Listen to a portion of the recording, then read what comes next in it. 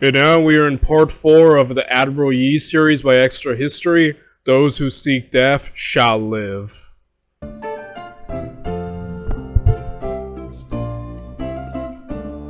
Last time, we left Yi storming through the waters south of Korea, savaging the Japanese fleet wherever he went. He had driven them first to consolidate their forces to try to thwart him, and then, finally, to give up on offensive naval operations entirely, restricting their fleets to just defending the vital supplies coming in at Busan. Now it was in this last harbor that Yi would attack them. In the 2 months since the Battle of Angulpo, Yi had trained his men, reinforced his fleet, and tried to rationalize the structure of Korean Naval Command. Now, on September 1st, 1592, he was ready to take on the combined Japanese armada at Busan. His fleet of 166 ships set out to destroy the nearly 500 Japanese ships awaiting them in Busan Bay. Dang.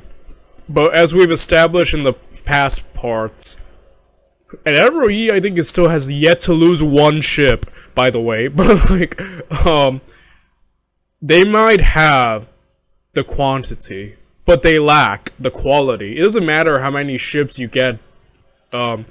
Japan, you need to start, adapting. You need to do what the Romans do best. If this was the Romans, they probably would have already tried to, emulate Admiral Yi's ships. You need to start adapting. You need to start making new types of ships. You need to start, kind of essentially copying what your enemy is doing and do it yourself, like the Romans did. With Carthage, you get what I'm saying, right? But you need a new type of ship. Just throwing numbers isn't gonna work, man. And Admiral Yi now has prep time. Got it. Probably has even more turtle ships. You need to start coming up with new tactics. All you're doing is just feeding more people to Admiral Yi to destroy, But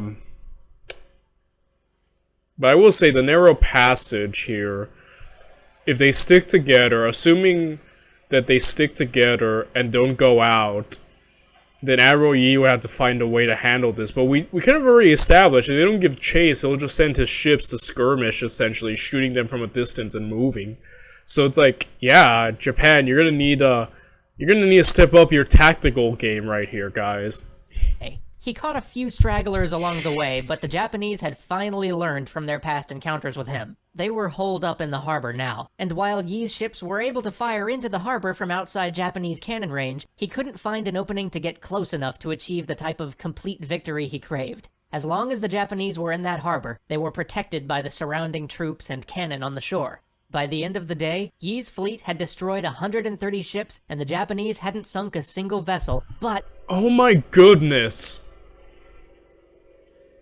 Yo, Admiral Yi has no equal on the sea. He's oh my goodness. Yo. These numbers are insane. But the Japanese forces still held the all-important harbor of Busan. Yi had not been able to break their last line of supply. Now they'd be able to re-entrench and reinforce the harbor. As winter set in and the campaign season slowed down, the situation on the ground changed as well. An army from China had finally arrived in the north, and by January they had driven the Japanese out of Pyongyang. All over the country, the Japanese started to fall back, unable to sustain their lengthy lines of supply due to Yi's bottling up of their navy. By April, Seoul was retaken as well. This was a strategic masterpiece. Admiral Yi, essentially, it goes to show you the importance of supply lines, right? You sever an army's supply lines, eventually, it doesn't matter how good they are on sea, without fresh reinforcements, without fresh supplies, eventually it'll all fall apart. Strategically, by destroying so much of their navy and their ability to get on Korean land or leave, he essentially, completely crippled the Japanese war effort. And this, in conjunction with the arrival of the Chinese, is just complete dominance, guys. This is insane, a strategic victory. Well, and Busan served as the last great Japanese stronghold, anchoring their control on southern Korea. By August, Yi was promoted to Supreme Commander of the Korean Army and moved his base to the island of Honsando, where he had previously used his crane wing formation to crush the Japanese offensive fleet. Again and again, Yi petitioned the court for Marines so that he could resume naval operations, because his fleet couldn't attack the Japanese so long as they stayed defended under their shore guns, and without Marines, he couldn't dislodge the shore batteries in order to follow up with the naval attack. But the Korean army was still in disarray at this point. Some of the most significant military gains on land were actually being made by guerrilla forces and the righteous armies of Buddhist monks. And what little of the regular army there was not already deployed on the main offensive with the Chinese was simply not up to the task Yi needed. And so his fleet sat, patrolled the waters, and kept the Japanese from breaking out of Busan. They would not get to engage in another major battle for some time. So instead, Yi focused on turning his island base into a production center. With the country ravaged by war and most of the working-age men conscripted into the army or the navy, the central government couldn't provide Yi's forces with the food, lumber, or weapons he needed to keep his men fed and his fleet in top shape. So he invited refugees to come to his island. He would protect them if they would work the land. At first they were just producing grain, but soon they were harvesting salt and timber. Then the production facilities grew to handle boat building, and Alright, so this is just smart. Again, I keep praising him. But like, this is smart. So the government ain't giving him what he needs. So, he's just making his own resources now. It's just, everyone's winning. Like, oh my goodness. He really does think of everything, doesn't he? He just comes up with solutions for everything that's thrown on him. That's a genius through and through. He's a genius. Uniform manufacturing. Soon there was a full-fledged R&D wing on the island, and great forges to produce goods of iron. The first truly successful Korean muskets were forged here by Yi's research team. But as Yi was making his navy self-sufficient, the land war in Korea slowly ground to a stalemate, and peace talks began. The talks wore on for 3.5 years, until in September 1596, negotiations broke down, and Hideyoshi prepared a second invading force of 141,500 men to head to the shores of Korea. As this new invasion force was setting sail, the Korean court received a letter from one of the Japanese commanders, in which he appeared to be selling out one of his counterparts, telling the Koreans exactly where his hated rival's fleet would be sailing, and suggesting that if only Admiral Yi Sun-shin would sail there, he could wipe them out and do everybody a favor. A trap? I'm guessing the Japanese are trying to use treachery now to deceive Admiral Yi. Well, the Koreans to send Admiral Yi to force his hand to go. Okay. Okay. Oh no. Now Admiral Yi heard this and laughed. Yeah, nice try. He refused the order to sail his fleet into an obvious It doesn't matter, because if the government forces his hand... Japanese trap. But Yi's childhood friend, Ryu Sung-young, had enemies in court, and when they heard of Yi's refusal to follow orders, they seized on this opportunity, and had Yi tried for treason. Ryu could do nothing to save him. Yi was ordered to return to Seoul for his punishment. His replacement as head of the navy would be Won Kyun. This was the guy who'd sat and done nothing when the Japanese ships first invaded, and then promptly scuttled his own. Oh my goodness. This is so stupid. This is like... It's giving me remembering of like Belisarius constantly being screwed over by everyone and getting demoted and removed, even though he's like the guy getting all the results. And like Hannibal Barca, you know, the only Carthaginian to actually win battles against the Romans, and then the Carthaginian Senate just didn't want to help him. Like, oh gosh. You fools. Why do you do this so much? Why does this happen so much in history? Why do you cripple the only people who are actually getting results? Like, why? Do you want to lose? Like, I'm sorry, I just had a flashback of how much the Hannibal series by History March and the Belisarius series by Epic History just frustrate me. Because these guys who actually knew what they were doing are getting screwed over by politics. Fleet. A fleet 4 times as large as the one Yi had been using to inflict such heavy losses on their enemies. Yi was nearly sentenced to death for his insubordination, but there were still those in court who saw his value, and though they couldn't save him entirely, they did save his life. He was once more reduced to the rank of a common soldier and sent off to fight with one of the armies. Your health is your biggest asset. Find Anthem Blue Cross plan starting at $0 a month. But not long. That's so stupid. Why do you keep doing this to him? Oh my gosh. This dude always has to start from the bottom. Like, what the heck? It's like... Dude literally has saved Korea. This would be like taking, like... This would be like taking George Washington and then making him just a normal infantry foot soldier after what he accomplished here in America. I'm sorry, just like... Oh my goodness, like, why are you doing this? It's like you wanna lose. Like, why? Why are you doing this? Like... Okay, we're in for it. I'm gonna be, like, angry by the end of this. Long after he arrived at the army, the Japanese tried the same trick again. They sent the court a letter, this time informing them of a large transport fleet that was on its way, and saying how easy it would be to pick off these transports if they hurried. Won Kyun was ordered to intercept this juicy target, and he immediately set sail with every ship Yi had built.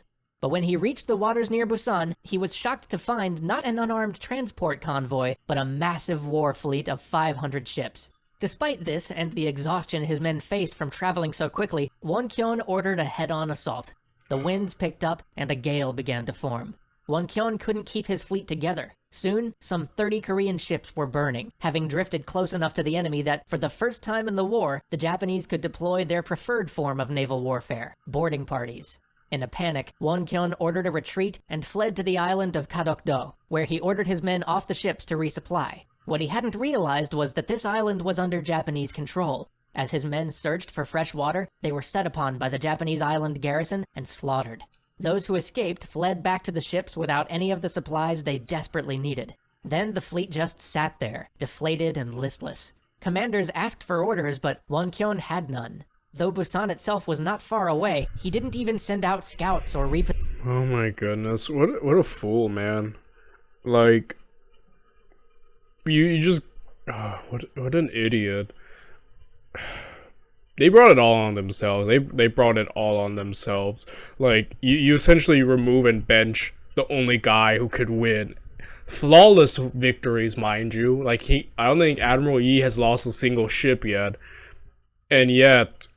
you remove him, basically disgrace him, like humiliate him by making him put bottom of the totem pole, and then like... Alright. Position his fleet. Then, on the night of July 15th, guided by a full moon, the Japanese struck. Won Kyun's forces were in a disadvantageous position. His men were fatigued from lack of supply and demoralized by their loss and the days of waiting. Caught off guard at night and without any sort of plan, they were no match for the organized and coordinated Japanese assault. Even abandoning ship couldn't save them, as those that made it to one of the nearby shores found themselves face to face with the Japanese army, who were silently waiting there for any stragglers who might try to escape, and were quickly cut down. Of the fleet Yi had so carefully built, only 12 ships escaped, saved by one of the sub-commanders who had tried to warn Won Kyun of the danger they faced. 157 Korean Oh my gosh. Oh, that hurt me. That hurts looking at that. Oh my goodness. Like, oh, you fool. You fooled. Like, oh, all this work for nothing. Oh gosh, I'm gonna hate everything by the end of this series. I'm gonna be like I was after Belisarius, just like sad and upset at like everyone. So, like, dang it. ships were lost that day, including every turtle ship ever built. So with only 12 ships left in the entire Navy, who did Korea call upon? Who else? But mere days after reinstating Yi as Admiral, the court informed him that they were disbanding the Navy. Yi responded thusly: "This humble subject still has 12 ships. However small the number may be." Wait, what? You're making him Admiral, but then you're like, we're disbanding the Navy? That makes no sense. What? Why would you... You are only winning because of the Navy. Like, no way these guys were as dumb as, like... There has to be more to this. Like, there's no way. They were just ignoring all of this. Like... Okay. "I solemnly swear I will be able to defend the sea if I prepare myself for death to resist the enemy." And so, they let him. So Yi plotted, and pondered where he would make his last stand. This would be it. This one decision would seal the fate of Korea. He studied charts and tides, and finally came to decide on Myeongyang, the Roaring Strait. This particular strait had a strong current, but unknown to the Japanese, its current had a strange property. Every 3 hours, it changed direction. It was upon this unusual current that Yi would gamble everything. On September 16th, the Japanese... Okay. Okay, this seems like an all for one battle, which wouldn't... Admiral Yi wouldn't even have to be in this position had he never been removed. If anything, he would still have the 100 ships and easily continue crushing the Japanese. Japanese fleet, looking to destroy the final remnant of the Korean Navy, found Yi's scouts at the mouth of the strait. They chased the scouts into the strait, and that's when Yi fell upon them. Yi's flagship dashed into their midst, roaring cannon and tearing through Japanese timber. But his ship fought alone. The rest of his navy, possessed by fear at facing such a large force, had lagged behind. Eventually, though, seeing the havoc Yi's ship was wreaking on the enemy, they took heart. Messengers were sent from boat to boat with a mix of inspirational words, threats, and the hope of victory. And soon, the rest of Yi's tiny armada dove into the fray. Then, a stroke of luck. The enemy flagship was blown apart by friendly fire, and the Japanese began to waver. Some of their ships began to turn about to fall back. And it was just at this moment that the water's current turned. The strait was too narrow for all the Japanese ships to maneuver around each other, and with the current roaring against them, ship slammed into ship. Dang, what a spectacle that must have been. And just with 12 ships against... That's amazing. Dude really went in there solo and then rallied everyone because he was doing so awesome. And yo, this geographic location that he said was like genius. It was like inspired because now the current is causing them to jump. Dude, this is just perfect. This is just brilliant on display. Tried in vain to retreat, tangled, ships smashing into one another, screams and chaos, and over it all, the roaring water. With the current now on their side, the Koreans gave chase, laying into enemy ships on either side, a hail of fire and arrows. The Japanese boats burnt and sank. 133 vessels had come to crush this tiny remnant of Korean Navy, and 31 of them wouldn't be returning. Yi, even when facing odds of 10 to 1, had once again not lost a single ship. Word of Yi's... Oh my goodness, that's amazing. I'm telling you, he's something else, this guy. He's something else. Victory spread. As his tiny fleet sailed, one by one, other ships began to show up. Ships that had been thought lost. Ships that had been hiding after the previous disaster under Woncheon. These ships now came to join Yi's tiny armada. Refugees flocked to where Yi's ships were anchored, willingly giving him food, cloth, and iron. And perhaps most importantly, the Chinese, who had mostly limited their naval efforts to guarding ports until now, decided that they could work with the Korean Navy and take the offensive. And so we'll leave Yi rebuilding the Korean Navy until next week, when we see the Japanese invasion ended for good. Amazing. I can't wait. I have to finish this. Like I said, I've been binge watching this. I need to finish the series, guys. I will see you all in the next part. Bye, everyone.